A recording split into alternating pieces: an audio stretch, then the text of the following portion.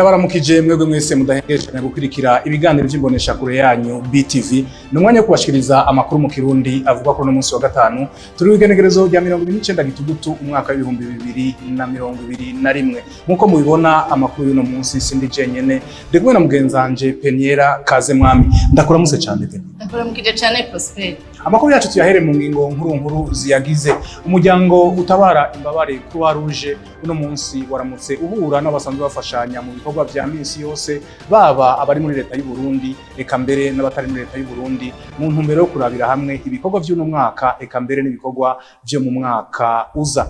Naco ikigo Eastbook jeje kwegeranya ibiharuro kuri no wa gatanu bari baramutse batangura ukwezi kwahariwe ibiharuro. Urongoye ico kigo aratubwira ibizokorwa muri uko kwezi kwahariwe ibiharuro. Naho mu bijanye n'inkino ngo uzosubirira Reverien Ndikuriyo mu kibanza cyo kurongora ishirango ry'umupira w'amaguru mu Burundi ngo azotangurira aho yaragejeje kuko ngo umushinge wowo Reverien Ndikuriyo yarawushinze mu bijanye n'umupira w'amaguru. Aya n'ayandi mu kanya tubabwira idonido ryayo.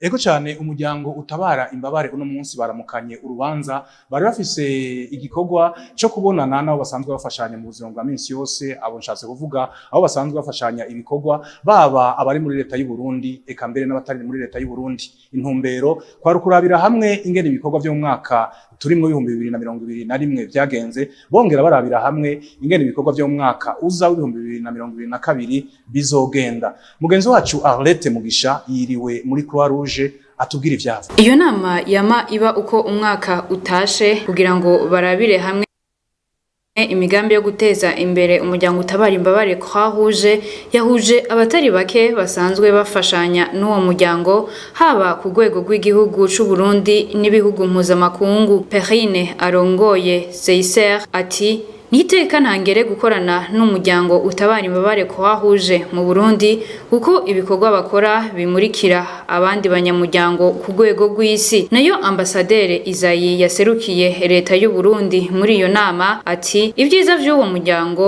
ntawo bideha kubivuga.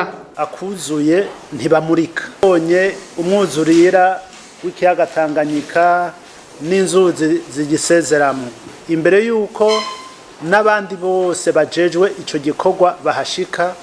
Croix Rouge yari yamaze kuhashika kwimura bajya abantu ikabakura muri ako kangaratete ikabakura mu kaga ikabajana mu mashitinga aho bateguye. Nico gituma rero leta y'u Burundi batanye mu mugongo n'ibikorwa Croix Rouge ikora kandi ikanayishimira. Pafire Kantabaze arongoye umuryango ku rwego rw'igihugu nawe ati dufise icivugo kivuga ngo dufashanye gushimikira ubushobozi bwo kwivyukiranya ku banyagihugu tubafashe tubashoboze uko bama bavyikorera kugira ngo twame dutsitara tugwa mugabo dusha tuvyuka twivyukiranya dukoresheje uburyo bwo kwiyungunganya mu rukundo. Agahamagarira ababafasha kubandanya babafata mu mugongo. Ibikorwa ni vyinshi kandi n'ivyaduka ni vyinshi n'amahangiro y'iterambere ni menshi. Gahamagarira rero abo badufasha ko botwumviriza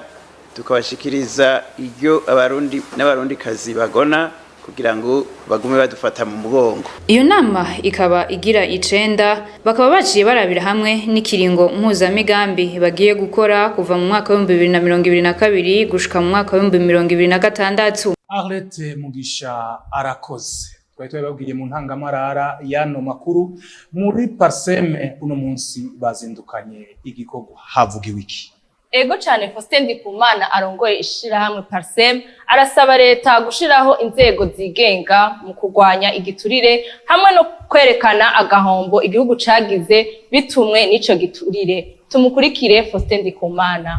Leta vyeyi leta nkuzi batanguje umugambi vuga yuko igiye gushimikira kugwanya igiturire n'abanyonyezi n'abanyuza amatungo y'igihugu kandi ibyo twese twarabikengurutse ndetse no mwishiramwe wacu Parseme twararungikiye igitabo leta ivyumviro tubona byofatirwa ko kugira aho karanduranwe n'imizi gashobore gutuza kagwanywe koko mugabo tuko turagira evaluation mwihwezo bingene biriko biragenda tubona kumengo hargira hana ukagira gatangure kuba gahaze kandi ako gahaze tukabona kabandanije urugeno rwanya igiturire turashobora gusubira inyuma hagutera imbere muri iyo misi heze hari amadosiye yagiye aravugwa mugabo ukabona yuko iherezo ryayo risubira guherera mu gipfungu ahantu urugamba rwanya igiturire rwatanguye nta dosiye herera mu gipfungu hateza kuba hari inzego zindi mbere zigenga uravye rwa leta zitanga kugira manketa kuye zigasohora raporo kugira abantu bashobora kuba bagirizwa baboneke n'agahombo kaba karabaye n'ingene hoba strategy y'ingene ivyo bintu bibanza kugaruka n'ibihano bifatwa mu vyerekeye administration sanction administrative kubashobora kuba barabikoze n'ingene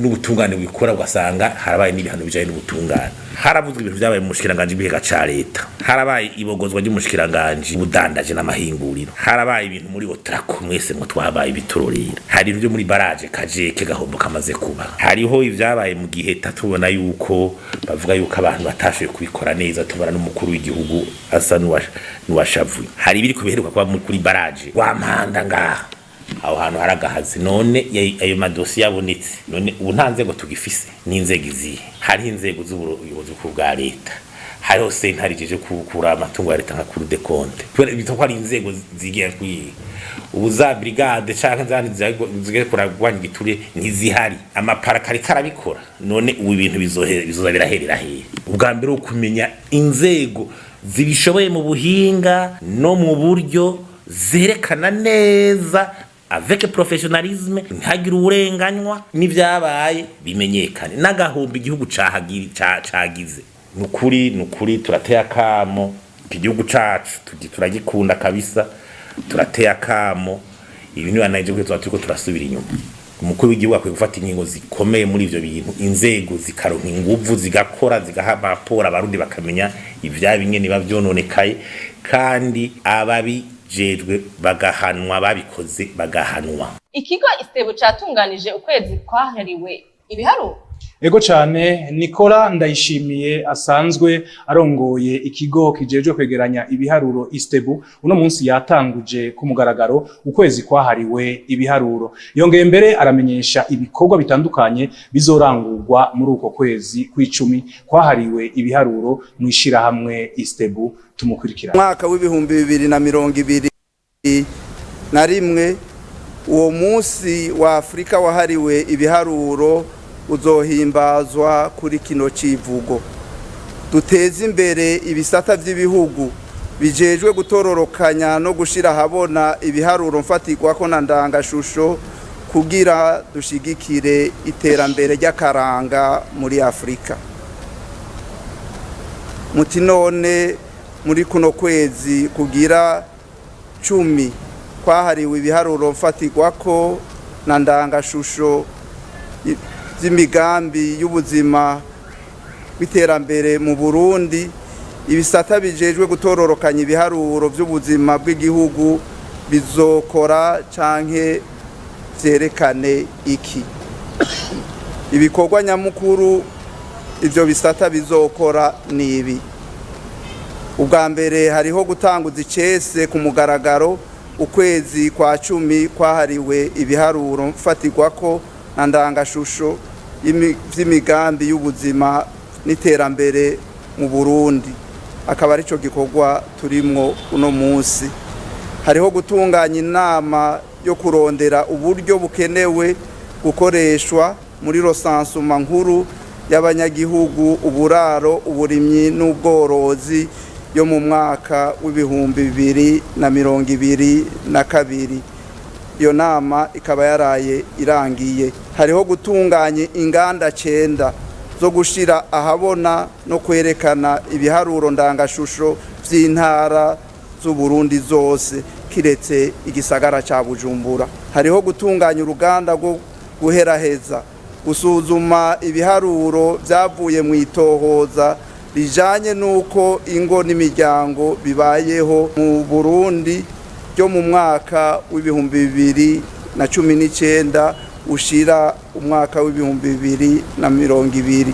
Hariho kwigisha abakozi bajejwe gutororokanya ibiharuro mu bushikiranganje bw'intwaro yo hagati mu gihugu, iterambere rusangi n'umutekano, ubuhinga bushasha bwo gutororokanya no gushira habona ibiharuro dukoresheje bimwe twita mu kirimi c'ikinofonofo Kobo Correct na SPSS. Uyo yari umuyobozi mukuru w'ikigo kijejwe kwegeranya ibiharuro ISTEB. Peniera, muri kaminuza y'u Burundi ngo hagiye kujaho igisata gishasha bita faculté n'igisata nyabaki. Yego cyane Prosper, hagiye gushirwaho igisata c'ubuhinga bwo gutumatumanako amakuru muri kaminuza y'u Burundi. Ivyo bikaba vyashikirijwe na François Havyarimana, umushikiranganje w'indero, igihe yariko arishura ku bibazo vy'abashinga amateka. Kurikira François Havyarimana. Uzoshimikira umugambi ku buhinga bwa none bwo gutumatumanako amakuru TIC, ku buryo urwaruka bazoshobora kwiga ibintu bijanye na TIC cyane, hanyuma mbere bagashobora no kubigiramo imigambi y'iterambere. Nico gituma hazoca haba inagurwa ry'ibisata muri kaminuza y'u Burundi. Ku bisata twari dusanzwe dufise hagaca hongeramo igisata kizokwigisha ubwo buhinga bwo gutumatumanako amakuru, igisata twita Institut d'Ingénierie Informatique et de Transformation Numérique. Ubwo buhinga bwahora bwigishwa ariko nicahora ari igisata nyezina, novuga kahora agace gatoyi, ku buryo bahora biga ibintu bikeyi bimwe twita amafiliyere makeyi, ku buryo rero basanga hariho novuga amafiliyere ajanye n'ivyo bintu vya informatique amwe atigwa muri kaminuza y'u Burundi, eka mbere no mu gihugu cacu.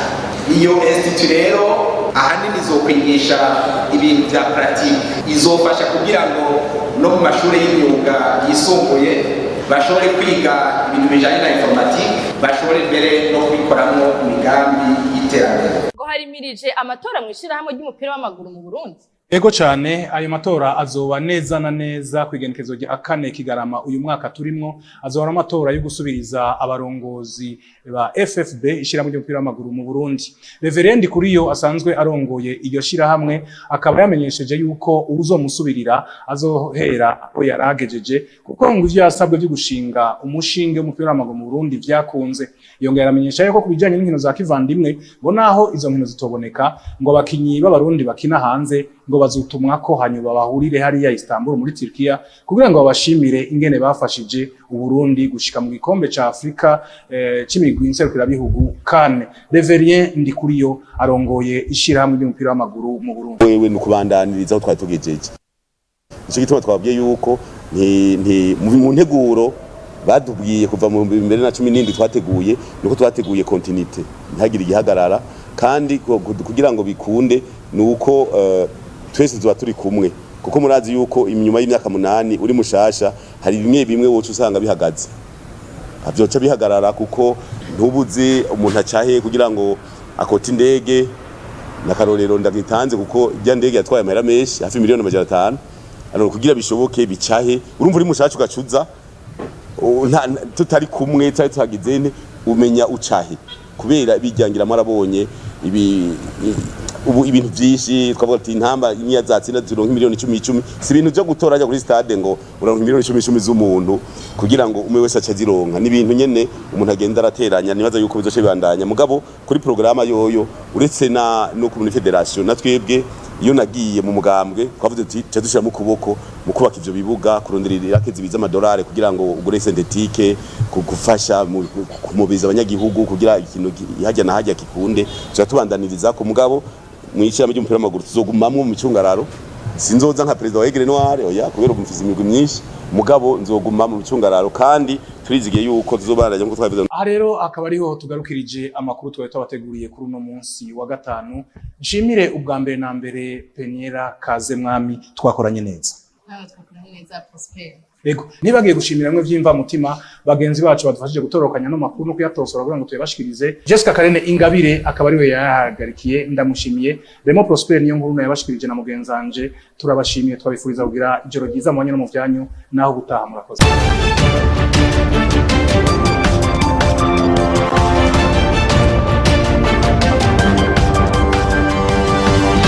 Thank you.